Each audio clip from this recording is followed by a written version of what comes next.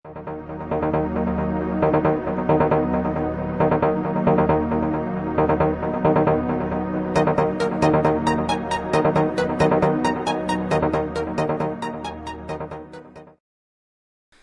alaykum, hörmətli televizor köykülər. Siyaset meydanı proqramımıza xoş gəldinglar. Bugünkü proqramımızda chet ellərdəki tanılğan yosh jurnalist, obzorchimiz Parat Yo'rinqash apandi bilan o'tkazgan suhbatimiz huzuringlarda bo'ladi. Parat Yo'rinqash apandim, yaxshimisiz? Rahmat, yaxshi. Biz sizni mushu televizor ekrani orqali ko'rayotgani o'zi yillar bo'ldi. Ya'ni biz sizni televizor ekrani orqali bir ya'ni bundaq deyilgan muxbir salohiyati bilan tanıyotimiz, ammo sizdan kelib chiqizgan yani axborot sohasida ekanligini anglayapman. Hem o'zliksiz yani Erkin Asiya radiosi va boshqa torbetlarda obzorlaringiz o'zliksiz e'lon qilinadi. Sizning yana bu qisqacha bir hayotingizni menimcha ko'p insonlarga noma'lum deb bir nuqta deb qarayapman. Yani o'zingizni bir televizor ko'ruvchilarimizga qisqacha bir tunishtirib o'tgan bo'lsangiz. Bo'ladi Abdurahmon apandim. Oldi bilan sizga bu Alaytan Gollandiyadan bu programni ishlash uchun bu yerga kelganligingiz uchun ham shunday qilib ziyorat qilish uchun qimmatli vaqtingizni ajratganingiz uchun sizga alayda rahmat aytaman. Shunday qilib shu fursatdan foydalanib turib, bu Erik televiziya stansiyasini, ya'ni Uyg'urcha Erik televiziya stansiyasininki qurilib rasmiy bu anglitishni boshlaganligiga munosabat bilan sizni shunday qilib bu Erik televiziya stansiyasiga hamkorlashayotgan barliq qarindoshlarimizni yurakdan tabriklayman, muboraklayman. Muborak bo'lsin. Ishonamanki, Erik televiziyasi cho'qim bizningki milliy mustaqillik kurashimiz uchun nəhayət faydalı xidmətlərini qılğısı deb o'ylayman. Xo'sh, apandim, sizinki sualınızı kəssək, mən həqiqətən uzun yıllardan bu yan axbaratçılıq bu sahəsi bilan, kəsb bilan şug'ullanyapman. Mənim axbaratçılıq sahəsi bilan şug'ullanğanımğa, bu kəsb bilan şug'ullanğanımğa hazır 24 yıl bo'lib qoldi. Mən üzəm 1964-yil Xotanninki Lop nayisi tug'ilgan. Shuning uchun o'zimning taxallusimniki Yo'rinqash bo'lishiga sababmi shu. O'zim Yo'rinqash daryosi bo'yidagi Lop nayisida tug'ilgan. 1981-yili yana hozirgi Sharq Turkiston Shinjang universiteti deb qo'ydi. Shinjang universitetiniki til fakultetiga qabul qilingan. 1985-yili til fakultetini bitirgandan keyin Shinjang radio televiziya nazoratiga, ya'ni konkret netqa vaqtda Shinjang xalq radio stansiyasi xabarlar bo'limiga muxbirlikqa taqsim qilindim. 1985-yildan tortib bu toki chet elga chiqqan 1992-yilning oxiri, ya'ni 93-yilning 5-iga qadar Shinjang xalq radio stansiyasining xabarlar bo'limida o'zim tahrir muxbir partiyasi hukumat sohasiga mas'ul muxbir bo'lib 8-9 yilga yaqin xizmat qildim. Ham o'zim vatanda maxsus yoziqchilik, adabiy yoziqchilik sohasi bilan shug'ullandim. Men vatandagi har qaysi gazet jurnallarda 200 başdan artıq hikoya, postlarim e'lon qilingan. Vatandagi mezgilimdan bir hikoyalar, postlar to'plami, yana bir axborotlar to'plami nashr qilingan. O'zim 1989-yili Xitoy yozuvchilar jamiyati Shinjang sho'basining a'zosi bo'lib kirgan. 1993-yil chet elga chiqqandan tortib hozirga qadar, ya'ni vatanda sotsialistik axborotchilik bilan, ya'ni Xitoy hokimiyatining tashviqotchiligini qilgan bo'lsak, chet elga chiqib erkin dunyoga chiqqandan keyin o'zimizning erkin irodasi bo'yicha o'zimizningki millatining tashviqotini qilib kelyapmiz, o'zimizning milliy manfaat uchun xizmat qilib kelyapmiz. Ya'ni meningki axborotchilik hayotimning yerimi, ya'ni ma'lum bir qismi vatan ichidagi axborotchilik hayotim, ya'ni Xitoy kommunistik hokimiyatining tashviqotchiligini qilish bo'lgan bo'lsa asosan, ya'ni u o'zimizning erkin irodasi bo'lmagan, ya'ni vatanning sharoiti shundaqda majbur turib shuningga chet elga chiqqandan keyin xuddi biz rasmiy erkin bir nafas olgan bo'ldik. Ham chet elga chiqqandan keyin o'zimizning erkin irodasi bo'yicha qalamimizni erkin o'yintish, o'zimizning erkin fikrini o'tirib qo'yish, xalqimizga bo'lgan tuyg'ularimizni erkin ifoda qilish fursatlariga bo'ldik. Shundan buyon hozir izchil turdi chet eldagi Uyg'ur tashkilotlari yaqinda hamkorlashib shu o'zimning axborot sohasidagi rolimni joriy qilib kelyapman. Masalan, 1993-yilda Turkiyada Sharq Turkiston yoshlari gezitining qurg'uvchilarining biri bo'ldim. Keyin yana shu Turkiyada qurilgan Sharq Turkiston gezitining qurg'uvchilarining biriman. Shunday qilib 1995-yil Germaniyada tasdiqlangan Birlik jurnalining qurg'uvchisi qatorida yer oldim. Uningdan keyin yana masalan hozir qarindoshlarimiz ko'rayotgan Uyg'ur TV televiziyasi va Sharq Turkiston informatsion markazininki boshqaruvchiligi Uyg'ur televiziyasininki qurg'uvchilarining biri sifatida ya oldim. Umuman chet elda milliy tashviqotimizga oid har qanday bir faoliyat, yangilik va yoki har qanday bir izlanish bo'lsa, uning aktiv yaralashtirib keldim. 1999-yildan boshlab Amerika Erkin Osiyo radiosiningki ixtiyor muxbiri ham hozir Erkin Osiyo radiosiningki obzorchisi bo'lib, yana axborotchilik kasbimni davom qildiryapman. Ham buningda o'zim aytmadim. Ko'p rahmat Farhod efendim. Bu hozir chet ellarda ya'ni Uyg'urlarning ko'payishiga erishib, yana har xil televiziya kanallari va tor betlar kundan kunga ko'payadi. Chet ellardagi ya'ni bu milliy mustaqillik haqida fikrlar yurgizilayotgan. Yani bu mesela Şarkı Türkistan Radyo Televiziyası, Uygur Televiziyası, Azatlık Televiziyası ve hem de adır bizdeki bu Erik Televiziyası. Bunların kuruluşu yani sizce kancılık bir mühim rol oynaydı deyip qaraysiz veya ki bu haqda yani sizin hem de bu şu öz göz qarashlarınız nime yani? Hakikaten kişinin memnun kılındığı bir terakkiyat. Oylap bakın, hazır mesela biz Xitay'ınki axborot sahasıyla yani teşviqat gücü bilen bizninki Şarkı Türkistan milliy hareketinki chet eldagi tashviqot kuchini hozir selishtiradigan bo'lsak, osmon zamin cho'ng farq bor. Bizning texnik necha yil burunlar, 5-6 yil burunlar bizningki chet eldagi milliy tashviqot soyimiz bo'lib, bu tashviqot vositalarimiz intayin bichar bir vaziyatda. Faqat mesela hozir chet elda taxminan 1 million atrofida Uyg'ur yashaydi deymiz, ammo bizning da aytaylik barmoq bilan sanig'idek ba'zi gazetlarimiz bor. U internet saytlarimiz keyingi o yilda asosda ichilishga boshlagan, nihoyat bichar bir vaziyatda. Men aytib bichar vaziyatda uning uchun Xitoymi ba'zi Sharq Turkiston yuz bergan, ya'ni milliy harakatimizga munosabatli Sharq Turkiston yuz bergan milliy hodisalarga munosabatli nurg'un narsalarning paketini burmalab, oqni qora qilib, ba'zi nodon insonlarimizning qalbisini qaymoqtirishdimi, ba'zi muvaffaqiyatlarga erishib kelgan. Xitoyninki bu ta'tir tashviqoti qarta xalqimizni qaymoqtirish, xalqimizning ko'zini bog'lash maqsadida olib borayotgan ta'tir tashviqoti qarta bizningmi bir haqiqiy real tashviqotimiz bo'lishi kerakdi. Bu albatta xuddi sizlar boshqarayotgan bu Erik televiziyasiga o'xshash, Ozodlik televiziyasiga o'xshash, Uyg'ur televiziyasiga o'xshash, shundoq mustaqil o'zimizning milliy harakati sepida o'tirib chiqqan mustaqil tashviqot vositalari orqali bu Xitoyga radiya belgilanadi, Xitoyning abdubashasini oshqilib bo'ladi.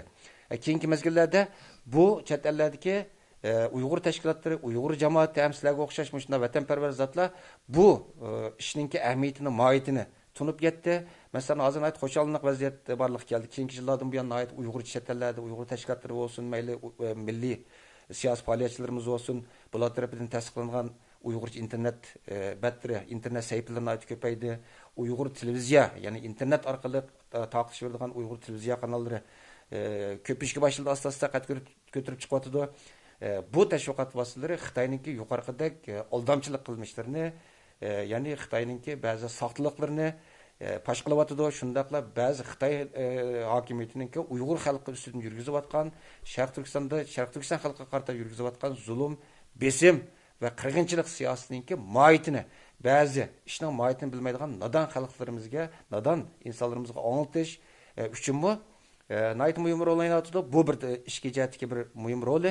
Yana bir jihatdan masalan vatan ichida bo'lgan ba'zi cho'ng hodisalarga, vatan ichida bo'lgan cho'ng milliy masalalarga oid, hodisalarga, voqealarga oid, ya'ni Xitoyning Sharq Turkistondagi Uyg'ur xalqiga qilayotgan zulmiga oid ba'zi masalalar, dalil isbotlar mushu sizlar boshqarayotgan Uyg'urcha internet saytisi ham Uyg'urcha internet televiziyalar orqali bu maxsus arxiv holiga kelib, sizlarning bu to'plagan arxivinglar asosida boshqa tillarga, ya'ni ingliz tillariga, german tillariga, gollandiya tillariga tarjima qilinyapti. Bu ya'ni ham xalqimizga Xitoyning zulmining mohiyatini xalqimizga anglatish, shundaqla Xitoyning silayotgan zulmining mohiyatini dalil isbotlari bilan chet elga dunyo jamoatchilik anglatish jihatida bir ko'rikli rolni o'ynayapsizlar. Buning ahamiyatiga hargiz sal qarmaslik kerak.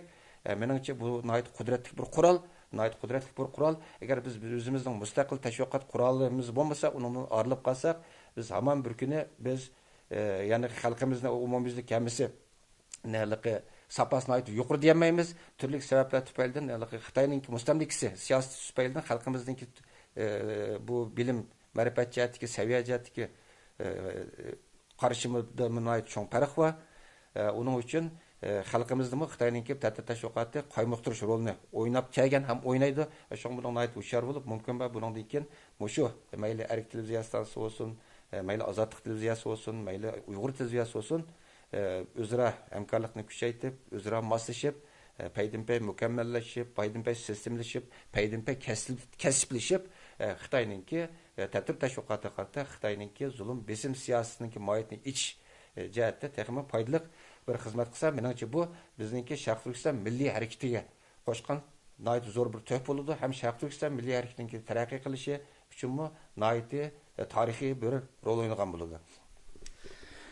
Ko'p rahmat Farhod apandim.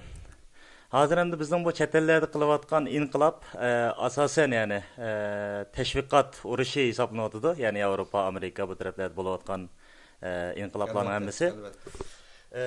Yani sizning bu qitimki 7-oyning 5-kunidagi voqea haqida, masalan, chet eldagi mushu milliy inqilobchilarimizning va yoki vatan ichidagi haqiqiy yana Uyg'ur yigitlarining mushu tor dunyosi orqali masalan tashviqot qilishi, o'zaro masalan Shougandagi voqealarni o'tirg'i chiqarishi bevosita sababchi bo'ldi deb qaramsiz va yoki yani bu mushu 7-oyning 5-kunidagi voqeaga mushu Uyg'ur torbetlari qanchalik bir darajada ta'sir ko'rsatdi deb qaraysiz?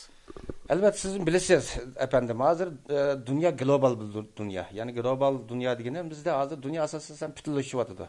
Bu dünyanın bütünleşishida, globallashishida eng cho'ng muhim rol o'ynagan narsa internet aloqasi. İnternet aloqasi. Bu globallikning oldingi sharti internet aloqasi, telefon aloqasi, bo'lib internet aloqasi. Endi Xitoy burun Xitoy emas. Xitoy masalan toki 1976-yilga qadar bu ishni yeb olish sirtqarta siyosatni yurgizib kelgan, ham dunyodan tark dunyo holda o'ziga mustaqil yashab kelgan. 78-yildagi 3-umumiy yig'indan keyin 11-navbatdagi 3-umumiy yig'indan keyin ishni sirtqa chiqibdi.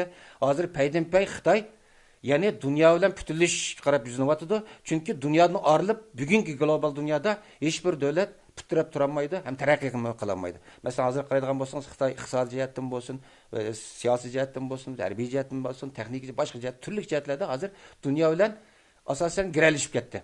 Bunda bir sharoitda tabiiy holda bayli Xitoy hozir masalan diktatorlik ostidagi bir mustabid bir davlat bo'lsa-mu, kommunistik bir partiyaning hukmronligidagi, ya'ni dunyoninki bu globallashishiga moslashishga majbur bo'ldi. Dünya mecburladı. Dünyanın taraqqiyoti Xitoyning bunu mecburladı.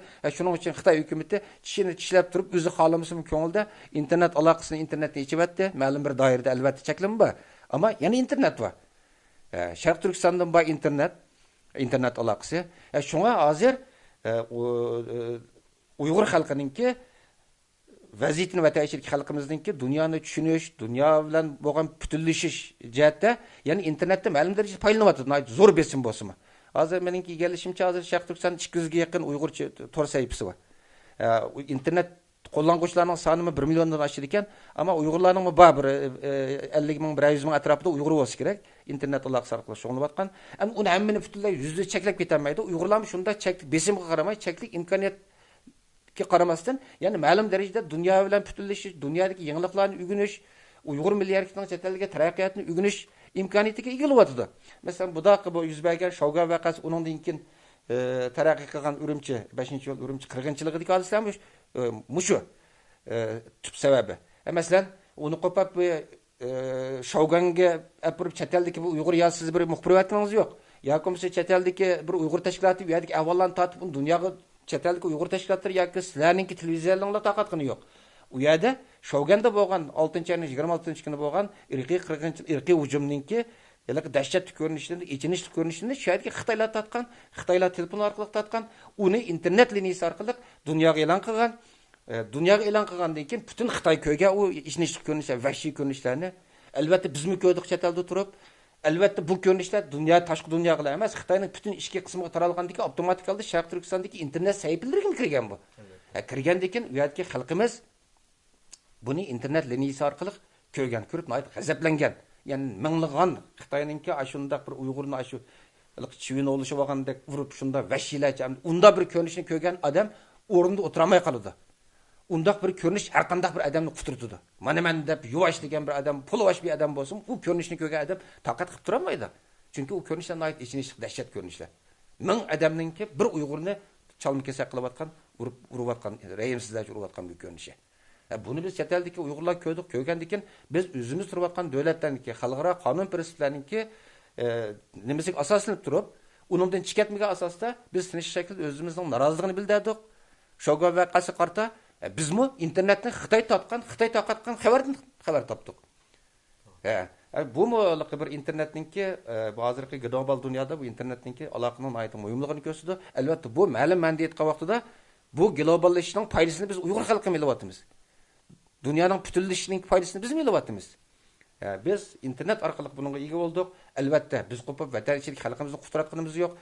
Hech qaysi bir televiziya kanali yoki chet eldagi bir veb-sayt buni qutratgani yo'q.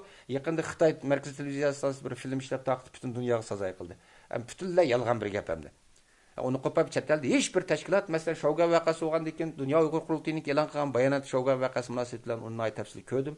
Uningda masalan, u Shoga vaqasini paydo qiluvchi Uyg'urlarni o'tdagan, ularni yarda qilgan Xitoylarning qonun javobgarligi surishtirish, Uyg'urlarga to'lam to'lash, u yerga majbur opirilgan, Shoganga opirilgan 9 oqlik Uyg'ur ishchilarni Sharq Turkistonga yo'tkab ketib, ularni o'z o'rnida ishga o'rlashtirish haqida yo'lliq bir talab qo'ygan. Bu yo'lliq talabni o'tirib qo'yganlar Uyg'ur xalqini tush ketganlikmi?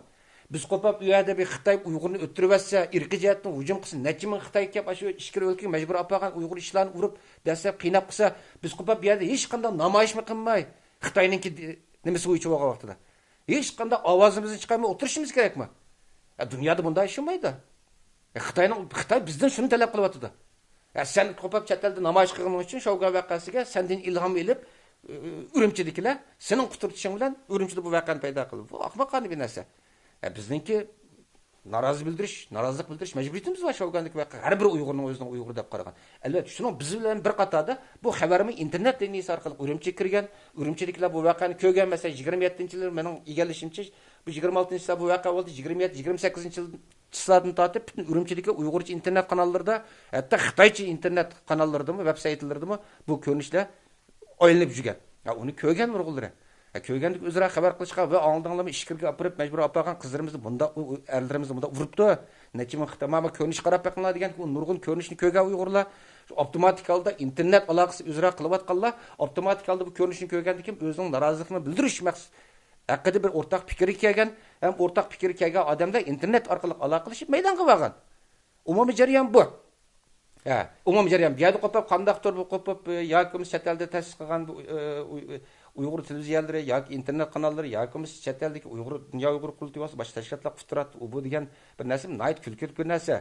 Endi Xitoyninki biz qo'pib bayma deb o'tdim. Endi u Sharq Turkiston Uyg'ur xalqi Urumchilik Uyg'ur xalqini qarab o'tirish kerakmidi? Voy mana shu Shoganda vaqa bo'libdi deb qo'yish kerakmidi? Uningga bir inkos qaytarish kerakda. Inkor qaytarishning yo'li nima? Bizmi tinch shakl bilan o'zimizning qonuniy yo'llari bilan namoyish qildik chet eldagi Uyg'urlar. Urumchilik Uyg'urlar qo'pib bir to'qmoq pichoq tank ko'tarib chiqqani yo'q nimaga? Maydonga Xitoyning qizil bayrog'ini ko'tarib chiqqan. Biz Xitoyning qizil bayrog'ini ko'tarib maydonga chiqib, o'zining haqqoniy talablarini o'tirib qo'ygan. U talablarni xuddi bizning talablarimizga o'xshashlar. Shogandagi Uyg'urlarni degan qotillarni tutish, uning qonun javobgarligini surishtirish, uning mas'uliyatini surishtirish, Shogan vaqasini qanday bartaraf qilganligi haqida Uyg'urlarga hisob berish. Buni so'rash haqqi yo'qmi? Bunimi so'rash haqqing yo'q deb turib Uyg'urlar qarta qirg'inchilik qilib. Demak, bu yerda masalan nima desangiz, bu yerda bu global dunyo, buningdan keyin yana shunga o'xshagan voqealar bo'lsa, buningdan Xitoy to'siy olmaydi uni. Agar to'sayman desa, butun internet kanallarni hammasini vayron qilib o'tish kerak, to'xtatib o'tish kerak, ammo to'xtasa butun dunyoni oralab qoldi Xitoy. To'xtamaydi. Uning bo'lgan kontrolligini oshirishi mumkin, ammo o'zi yetamaydi. Kontrollik bo'lsa, uningdan hamon bir bo'shliq bo'ladi. Uyg'ur xalqi hamon dunyoda ma'lum bir doira ishida dunyodagi hodisalarni xabar olib turdi. Biz vatan ishidagi hodisalarni xabar olib turamiz. Xitoyning burunqi o'xshab yurib ketamaydi hozir hodisalarni. Degan etrafliq fikrlarimiz uchun ko'p rahmat. Oxirida ya'ni xalqimizga aytgan qanday bir yurak so'zlaringiz bor programma, ya'ni soatimiz to'shab qoldi. Eng oxirida bir qisqa bir yurak so'zlaringizni aytsangiz. Rahmat sizga albatta bu atoyta vaqtingizni chiqarib ziyorat qilganingiz uchun Alloh sizga rahmat aytaman. Bayam deb o'tganimdek bu televiziyani taraqqiy qilish uchun tilakdoshligimni bildiraman. Albatta hozir Uyg'ur xalqi hozir mana 5-yo'l voqeasi o'zbeklarimiz 100 kun ishib qoldi. Uyg'ur xalqi hozirgacha musibat ichida. Ammo bu voqeaga hozir masalan 5-yo'l voqeasi o'zbeklar hozir 100 kun bo'lgan bo'lsa-mu, bu voqeaning zanjirsima inkosi hozirgacha davom qilyapti. Urumchida yana Uyg'urlarni yo'shinincha o'ttirish, chepish, sulash, qiynash hodisalari bir kunmi to'xtab qolmay hozirgacha davom qilyapti. Rasmiy Urumchidagi 5-yo'l hodisasidan keyin rasmiy Urumchida Uyg'urlar bir tarafga, Xanzular bir tarafga, ya'ni Xitoy ko'chmanlar bir tarafga rasmiy ikki qutb bo'lib ayrildi. Ya'ni Xitoy hukumatininki 26-27 yildan buyon ta'kidlab kelayotgan ikki ayrilmaslik nazariyasi tubdan bu yerda iflos bo'ldi. Vayronchilik uchirdi. Ikki millatninki bir yerda yashamaydiganligi bu Urumchi 5-yo'l Urumchi voqeasidan keyin isbotlandi. Shunga biz bu hodisadan aytiliq sagak bo'lishimiz kerak. Hozir xalqimizningki masalan mana Urumchida nurg'un voqealarni har kundagidek yangi shohidlarni anglayapmiz. Hozir Urumchining butun turmalari Urumchi voqeasiga qatnashganlar to'shib ketdi. Yaqinda Xitoy hokimiyati maxsus tunji qatim o'sha Urumchiga voqeasi ishtirok qiluvchilar deb turib, terrorist degan qalpoqni kiygizib, zo'ravonlar deb turib 6 o'g'lonimizni shahid qildi. Yana qo'pab Shogandagi sot ichib tayoq yegan Uyg'ur, o'lgan Uyg'ur turib, yana qo'pab 2-3 Uyg'urni olib, yana 5 yildan 6 yilgacha qamoq jazosini hukm qildi Shogandamda. Bundaq maqsizlik bilan dunyoda. Shunga biz chet elda yashayotgan Uyg'ur qarindoshlar biz o'zimizning milliy ham vijdoniy burchimizni ado qilishimiz kerak. Milliy va vijdoniy burchimizni ado qilishimiz uchun xalqimiz bilan hamnafas bo'lishimiz kerak. Vatanchilik xalqimiz bilan bo'lgan rishtimizni uzib qo'ymasligimiz kerak. Vatanchilik xalqimiz bilan bir tan, bir vujud bo'lishimiz kerak. Ularning qo'shal bo'lganda kulishimiz kerak. Yig'lagan vaqtida biz tang yig'lashimiz kerak. Qayg'usiga qo'shallik o'rtoqlashimiz kerak. Bo'lib bunda bir sharoitda, bunda bir halqiliq bir paytda chet ellardagi bo'lib Erik televiziyasiga o'xshash mushundaq milliy tashviqot vositalarimizninki buningdan keyin o'ynaydigan rolini aytib cho'ngildi. Shunga sizlarningki Sharq Turkiston yuz bergan bo'libmi 5-yo'l qirg'inchiligidan buyon Sharq Urumchi markaz qilgan Sharq Turkiston miqyosi yuz bergan hodisalarni yaqindan kuzatib, u yerdagi haqiqiy Xitoy hokimiyatining haqiqiy Uyg'ur xalqiga qilayotgan qirg'inchilik siyosatining mohiyatini xalqimizga, shundaq dunyo jamoatchiligiga vaqtida, paytida dalil isbotliq anlatib tursangizlar degan umid va tilakdaman. Ko'p rahmat sizga, turmushingizga o'ngishliq va sizga salomatlik tilayman. Hörmətli televizor ko'ruvchilar, vaqt munosabati bilan bugungi siyosat maydoni programmamiz mush yerda yakunlashdi. Xayr xo'sh, kelar qitimliq programmamizda ko'rishaylik.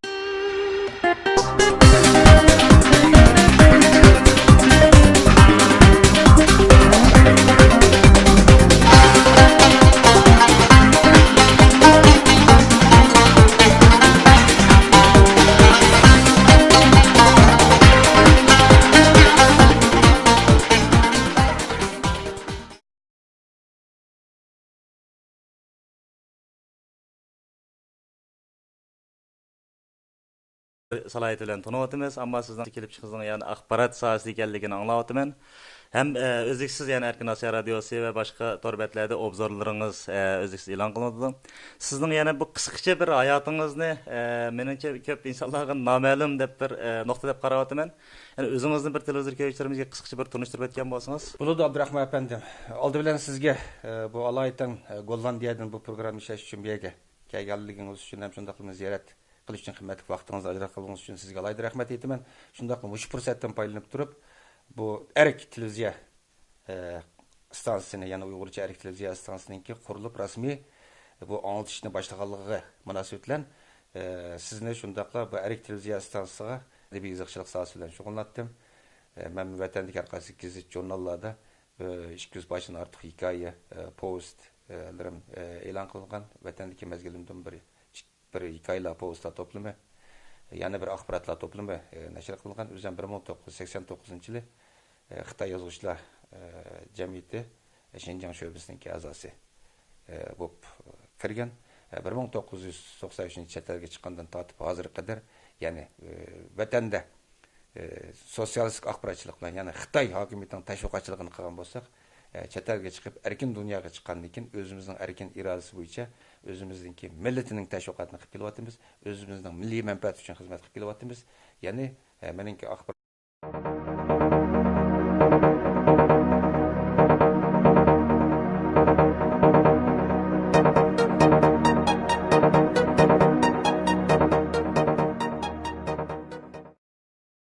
Assalomu alaykum, hurmatli televizor ko'ruvchilar. Siyosat maydoni programmamizga xush keldinglar.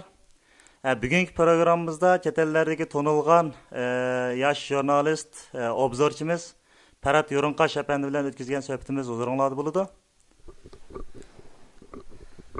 Parat Yo'rinqash apandim, yaxshimisiz? Rahmat, yaxshi. Biz sizni musha televizor ekrani orqali ko'rayotgani o'zi yillar bo'ldi. Ya'ni biz sizni televizor ekrani orqali bir ya'ni bundaq aytganda muxbir Hamkorlashayotgan barliq qarindoshlarimizni yurakdan tabriklayman, muboraklayman. Muborak bo'lsin. Ishonamanki, Erik televiziyasi cho'qim bizningki milliy mustaqillik kurashimiz uchun nihoyat foydali xizmatlarni qilg'isi deb o'ylayman. Xo'sh, Abdulla apandim, sizningki savolingizga kelsak, men haqiqatan uzun yillardan buyon axborotchilik bu sohasi bilan kasb bilan shug'ullanyapman. Meni axborotchilik sohasi bilan shug'ullanganimga, bu kasb bilan shug'ullanganimga hozir 24 yil bo'lib qoldi. Men o'zim 1964-yili Xotanninki Lop naisi tug'ilgan. Shuning uchun o'zimning taxallusimniki Yo'ronqash bo'lishidagi sababim shu. O'zim Yo'ronqash daryosi bo'yidagi Lop naisi tug'ilgan.